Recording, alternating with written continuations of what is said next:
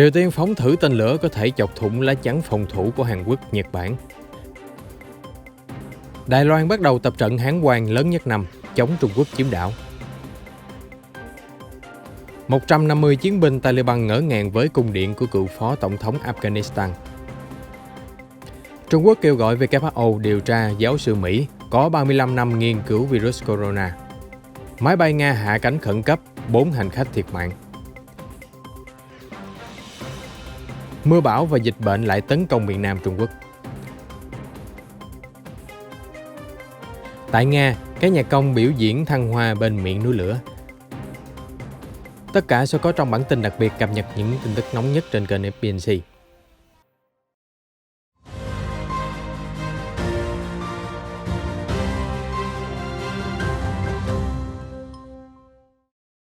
Triều Tiên vừa thử nghiệm thành công tên lửa hành trình tầm xa mới vào cuối tuần qua.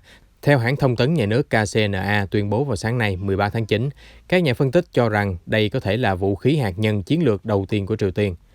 Các tên lửa đã bay xa 1.500 km trước khi đánh trúng các mục tiêu trên lãnh hải Triều Tiên vào thứ Bảy và Chủ nhật vừa qua. Vụ thử mới đây bộc lộ rõ kế hoạch phát triển vũ khí của Bình Nhưỡng vẫn đang tiến triển đều đặn, dù nhiều bên kêu gọi đàm phán để phi hạt nhân hóa bán đảo Triều Tiên. Trên thực tế, các cuộc đối thoại đã chững lại từ năm 2019, dù Bình Nhưỡng cũng mong muốn được Mỹ dỡ bỏ các lệnh trừng phạt hà khắc. Tên lửa hành trình Triều Tiên thường được ít quan tâm hơn tên lửa đạn đạo vì chúng không bị cấm theo nghị quyết Hội đồng Bảo an Liên Hợp Quốc. Tuy nhiên, Ankit Panda, chuyên gia từ Quỹ Carnegie vì Hòa bình Quốc tế có trụ sở tại Mỹ cho rằng đây chính là tên lửa hành trình đầu tiên của Triều Tiên được chỉ định rõ ràng là có vai trò chiến lược. Hai chữ chiến lược thật ra là một cách ám chỉ khả năng hạt nhân. Hiện chưa rõ Triều Tiên đã làm chủ được công nghệ cần thiết để thiết lập đầu đạn đủ nhỏ trên tên lửa hành trình hay chưa, nhưng lãnh đạo Triều Tiên Kim Jong-un đầu năm nay tuyên bố phát triển đầu đạn ngày càng nhỏ chính là ưu tiên hàng đầu. Chuyên gia Panda nói thêm, tên lửa hành trình tầm xa mang được đầu đạn hạt nhân sẽ gây ra nhiều khó khăn, buộc đối phương suy nghĩ rất kỹ về chiến lược triển khai radar phòng thủ và đầu tư nhiều hơn vào năng lực đối phó tên lửa hành trình. Các nhà phân tích cho rằng tên lửa mới của Triều Tiên dường như có khả năng mang đầu đạn hạt nhân chọc thủng lưới phòng không của Hàn Quốc và Nhật Bản, hai đồng minh quan trọng của Hoa Kỳ. Ngay sau khi Triều Tiên thử tên lửa mới, Mỹ và Nhật đã lên tiếng. Lầu Năm Góc cũng chỉ trích Bình Nhưỡng đe dọa an ninh của khu vực và thế giới. Cụ thể, Bộ Tư lệnh Ấn Độ Dương-Thái Bình Dương của Mỹ cho rằng hành động của Triều Tiên cho thấy họ vẫn đang tập trung phát triển chương trình quân sự, đe dọa các nước trong khu vực và cộng đồng quốc tế. Bộ Tư lệnh Mỹ khẳng định sẽ tiếp tục quan sát tình hình và tham vấn với các đồng minh và đối tác. Mỹ còn nhấn mạnh các cam kết phòng thủ với Hàn Quốc và Nhật Bản là vững bền như gang thép, dựa trên các hiệp ước đồng minh giữa Washington và Seoul. Hiện có khoảng 28.500 lính Mỹ đóng quân ở Hàn Quốc. Trong khi đó, Chánh văn phòng nội các Nhật Bản Katsunobu Kato cho biết, chính phủ nước này bày tỏ quan ngại về vụ thử vũ khí của Triều Tiên. Tokyo sẽ làm việc chặt chẽ với Mỹ, Hàn để giám sát những diễn biến tiếp theo. Đài Loan bắt đầu cuộc tập trận lớn nhất năm, Hán Quan, từ hôm nay kéo dài đến thứ Sáu ngày 17 tháng 9. Nội dung diễn tập bao gồm thực hành cất cánh và hạ cánh khẩn cấp máy bay quân sự trên đường bộ vào thứ Tư, huy động cả 3 mẫu tiêm kích phát triển nội địa của Đài Loan là IDF, F-16V và Mirage 2000. Ngoài ra, máy bay cảnh báo sớm E-2K Hawkeye cũng tham gia. Bài huấn luyện sẽ bắt đầu lúc 6 giờ 30 phút sáng tại km số 3, đường cao tốc số 1, thuộc Giai Đông, huyện Bình Đông. Diễn tập cất cánh và hạ cánh khẩn cấp nhằm mục đích kiểm tra các khả năng các chiến đấu cơ của Đài Loan, chuẩn bị cho tình huống căn cứ không quân Bình Đông bị kẻ địch phá hủy nghiêm trọng trong khi bùng nổ giao tranh. Khi đó, máy bay sẽ tận dụng đường cao tốc làm đường băng giải chiến. Hán Quan là cuộc tập trận thường niên diễn ra từ năm 1984, ngày càng được chính quyền Đài Loan quan tâm và tiến hành nghiêm túc, trong bối cảnh Bắc Kinh ngày càng khẳng định quyết tâm đổ bộ chiếm đảo. Sau khi chiếm thủ đô Kabul vào hôm 15 tháng 8, 150 chiến binh Taliban dưới sự lãnh đạo của chỉ huy cấp cao Qari Salahuddin Ayyubi đã dọn về nơi mới. Đó chính là dinh thự của cựu phó tổng thống Afghanistan Abdul Rashid Dostum, một trong những kẻ thù mà Taliban căm ghét nhất. Chiến binh Taliban vốn đã quen với cuộc sống chiến đấu trên trận địa, bày tỏ cảm giác ngỡ ngàng trước dinh thự xa hoa và lộng lẫy của cựu quan chức chính quyền Kabul. Theo Taliban, dinh thự này được xây dựng từ nhiều năm tham nhũng trắng trợn. Dinh thự có một hành lang trải dài và lót thảm dày màu xanh vỏ táo, những chiếc ghế sofa mềm mại như nhung, hệ thống phòng ốc phức tạp như mê cung, 7 bể cá khổng lồ nuôi những loài thủy sinh kỳ lạ. đại sảnh treo chùm đèn thủy tinh khổng lồ. Ngoài ra còn có hồ bơi trong nhà, được lát gạch màu ngọc lam tinh xảo, phòng xông hơi kiểu Thổ Nhĩ Kỳ và phòng tập gym đầy đủ trang thiết bị hiện đại. Lối sống xa hoa này hoàn toàn trái ngược với cuộc sống khổ cực, đói khát của dân thường Afghanistan. Các tay súng Taliban cũng nói với hãng tin AFP, họ không quen với sự hào nhoáng bên trong dinh thự. Các nguyên tắc Hồi giáo không cho phép chúng tôi hưởng thụ cuộc sống nhung lụa, bởi vì đặc ân chỉ có trên thiên đường sau khi chúng ta qua đời, trích lời của chỉ huy Taliban khẳng định. Cựu chủ nhân căn biệt thự ông Dostum vốn là cái tên bị căm ghét bậc nhất trong lịch sử Afghanistan mấy chục năm gần đây. Ông là cựu lính nhảy dù, chỉ huy chiến tranh và phó tổng thống, đã từng trải qua 4 thập kỷ đầy hỗn loạn ở Afghanistan. Hiện giờ, chính trị gia 67 tuổi được cho là đang lánh nạn ở biên giới Uzbekistan. Taliban có lý do cụ thể để thù hận cựu quan chức quyền lực này. Năm 2001, ông bị cáo buộc đã gây ra cái chết của hơn 2.000 chiến binh Taliban. Tuy nhiên, ở thời điểm hiện tại, chỉ huy Ayubi khẳng định không có ý định trả thù. Liên minh 4 quốc gia Nga, Kazakhstan, Kyrgyzstan và Tajikistan tiếp tục tập trận hoành tráng vào hôm 9 tháng 9 để đối phó với những bất ổn an ninh ở khu vực.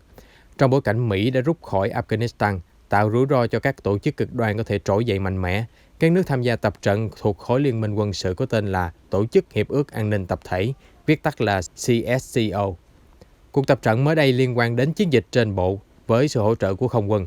Bộ Quốc phòng Nga cho biết đã bắn thử hệ thống phòng không S-300, mô phỏng cuộc tấn công vào căn cứ của kẻ địch. Đây là cuộc tập trận thứ 3 mà Nga dẫn dắt tiến hành ở biên giới Afghanistan trong tháng 9 này. Vào tháng tới, Liên minh SCTO sẽ tiếp tục có cuộc diễn tập khác ở căn cứ không quân Nga trên lãnh thổ Kyrgyzstan. Bộ trưởng Quốc phòng Nga Sergei Shoigu cho biết Moscow đang theo sát tình hình an ninh khu vực nhằm tăng cường chống bạo lực cực đoan. Truyền thông Trung Quốc tiếp tục tung ra giả thuyết các phòng thí nghiệm ở Mỹ mới là nơi có nguy cơ làm rò rỉ virus corona, gây nên đại dịch toàn cầu. Đài truyền hình CCTV cho biết hôm 24 tháng 8, ông Chen Su, đại diện thường trực Trung Quốc tại Văn phòng Liên Hợp Quốc ở Geneva, đã viết thư gửi WHO kêu gọi điều tra cơ sở sinh hóa Fort Detrick và một trung tâm nghiên cứu virus corona khác của Mỹ. Đó chính là phòng thí nghiệm do giáo sư Ralph Baric đứng đầu ở Đại học Bắc Carolina. Đại diện Trung Quốc nhấn mạnh, giả thuyết virus rò rỉ từ phòng thí nghiệm Vũ Hán đã được WHO kết luận là cực kỳ khó xảy ra. Nếu như vẫn còn muốn điều tra thì hãy tiến hành việc này ở Mỹ. Theo ông Chen, phòng thí nghiệm của giáo sư Ralph Baric rất đáng chú ý vì nhà khoa học Mỹ được xem là thợ săn virus corona, có 35 năm kinh nghiệm nghiên cứu về các chủng virus nguy hiểm. Truyền thông Trung Quốc dẫn lời giáo sư Baric nói rằng, trong vòng 20 năm đầu thế kỷ 21, chúng ta đã nhìn thấy 5 hay 6 chủng virus corona lây nhiễm từ dơi.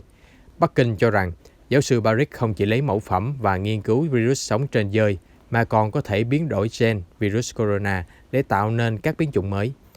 Những cáo buộc của Trung Quốc đều không có bằng chứng cụ thể. Trong một diễn biến khác, Chủ tịch Trung Quốc Tập Cận Bình và Tổng thống Mỹ Joe Biden hồi tuần trước đã điện đàm trao đổi về việc nghiên cứu triệt để nguồn gốc virus corona, mầm bệnh đã cướp đi sinh mạng của hơn 4,6 triệu người trên toàn thế giới. Một máy bay thương mại nhỏ của Nga chở theo 14 hành khách và 2 thành viên phi hành đoàn đã hạ cánh khẩn cấp xuống cánh rừng miền Nam Siberia vào hôm qua 12 tháng 9. Cú hạ cánh đột ngột khiến cho 4 người thiệt mạng. Theo Bộ Tình huống Khẩn cấp Nga, máy bay Il-410 bay từ thành phố Irkutsk chỉ còn cách đích đến 4 km thì gặp sự cố nghiêm trọng. Dường như một thiết bị đã bị hỏng hoàn toàn. Ngay sau khi hạ cánh, 11 người vẫn còn mắc kẹt trên máy bay. Một đội cứu hộ đã mang đuốc đi dọc theo bờ sông vào đêm Chủ nhật để tìm kiếm cứu nạn. Hiện cơ quan chức năng Nga vẫn đang điều tra làm rõ vụ việc. Đài CCTV đưa tin, nhiều khu vực ở các tỉnh Chiết Giang và Tứ Xuyên của Trung Quốc đã ban hành lệnh ứng phó mưa lũ khẩn cấp vào 2 ngày cuối tuần vừa qua. Mưa lớn trút xuống khu vực gây ngập lụt và sạt lở, khiến nhiều cư dân mắc kẹt trong nhà hoặc các phương tiện giữa dòng lũ cuồn cuộn. Vào trưa thứ Bảy, lũ bắt đầu chảy tràn khắp các tuyến đường ở làng Xiao thuộc thành phố Cảng Ninh Ba, tỉnh Chiết Giang. Nhiều ngôi nhà cũng bị cô lập sau 1 tiếng đồng hồ mưa như trút nước. Giới chức địa phương đã khẩn cấp sơ tán người dân. Đến 20 giờ hôm thứ Bảy, tổng cộng 232 người được di tản đến nơi an toàn.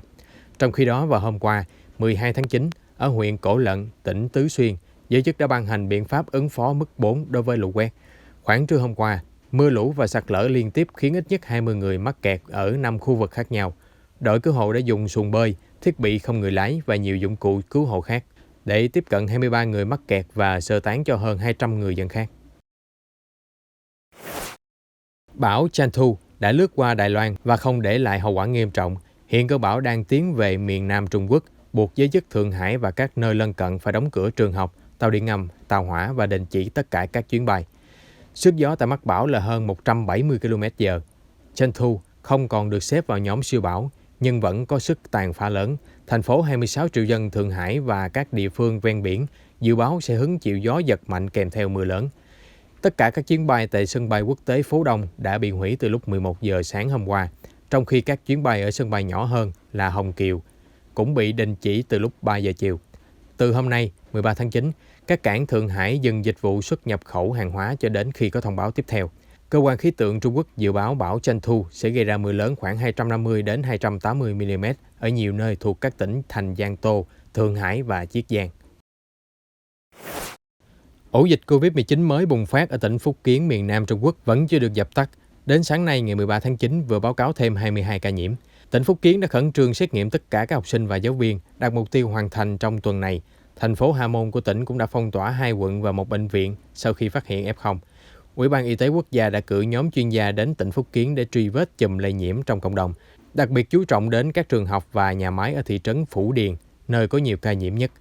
Nhóm chuyên gia từ Trung ương cho biết, ổ dịch mới được phát hiện từ các trường học với nhiều học sinh nhiễm bệnh. Nhưng nếu chúng ta tiến hành mọi biện pháp kiểm soát, ổ dịch sẽ được khống chế trước khi bước vào tuần nghỉ lễ quốc gia.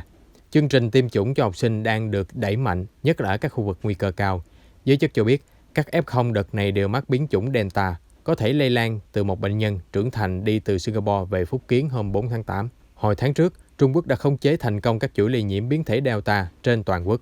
Đây cũng là đợt bùng dịch nghiêm trọng nhất từ sau sự kiện Vũ Hán hồi năm ngoái. Các đợt lây nhiễm mới xuất hiện trong khi Trung Quốc sắp bước vào 3 ngày nghỉ lễ đón Tết Trung Thu và tiếp đó là đợt nghỉ dài hơi thuộc tuần lễ vàng vào đầu tháng 10. Năm ngoái, thành phố du lịch Hạ Môn đã đón 2,7 triệu khách đến thăm trong vòng 8 ngày diễn ra các sự kiện lễ hội.